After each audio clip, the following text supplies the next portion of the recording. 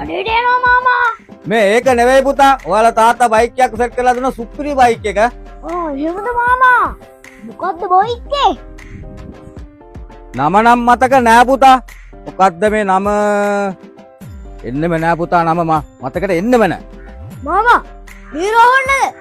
නැත්තම් සිටි 100ද? නෑ පුතා.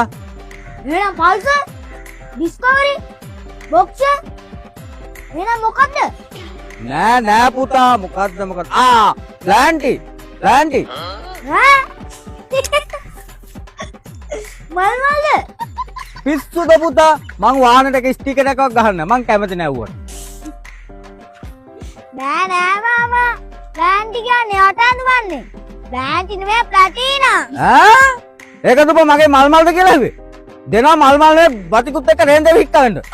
මේ මාමා මේ ඔයා නිකන් වචන වලක්දලා අපිට ඕවට එන්න බෑරිද?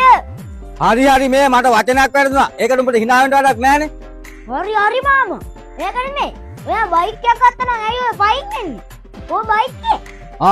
ගැරේජ් එකේ පුතා. අද උදේම ගිහින් දාලාලු. ඒක මිසක්.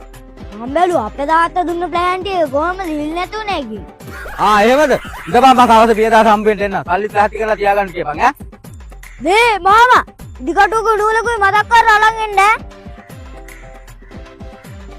එහෙම කොටද දිගටුක නූලකුයි? නෑ ඔයාගේ ප්ලෑන් ටික හිල් ටික මහලා දෙන්න. නෝ මෙතන අපිත් එක්ක ප්ලෑන් ටික ගැන කතා කරමු. ඉඳපන් කොහොමද වැඩක් යන්න උඹලට? එනවා මෙතන.